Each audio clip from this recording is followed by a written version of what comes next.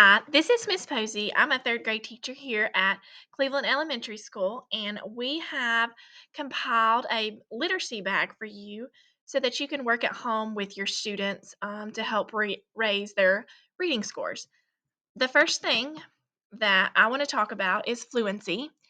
And fluency is the ability to read words with speed, accuracy, and the proper expression.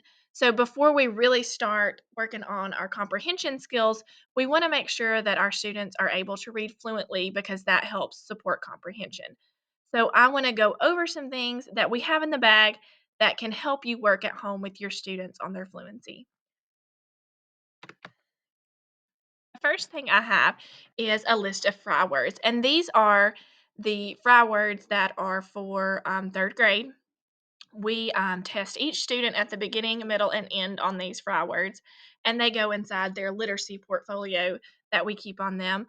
I have given a list there. So if I were at home, what I would do is I would work on these and I would let your child read to you. And the ones they miss, we've put some index cards in there. And I would just put those on index cards and kind of work with those so that they can kind of memorize those. These are not meant to be sounded out. These are supposed to be by memory, so they need to automatically be able to state these words.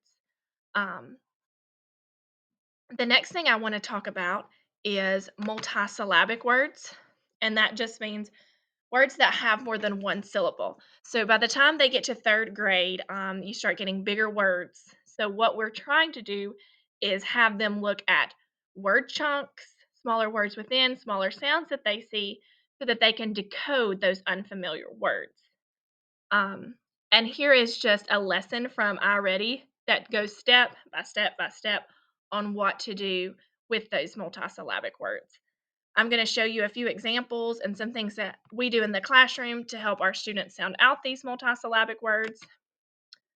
So the first word we have is artist. And so when we come to this word in our classrooms, we'll look and see how many vowels it has. See, it has a vowel here and a vowel here. So this tells me that this is going to have two syllables because each syllable has a vowel in it. Once we determine that, we talk about which letters are syllables, we start to look for smaller chunks or even smaller words that we see in there. Like your student may point out, oh, I see art. And so they automatically know how to say art, so they're able to sound that out. Then your student might say, oh, I see is, and you'll circle that.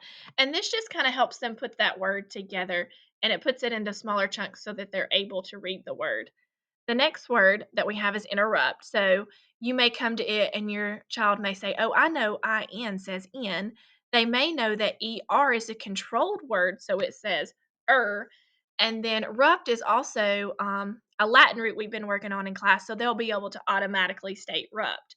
So the thing is just to go ahead and see how many vowels it has, and then have your students try to help break that word apart so that it helps them read it.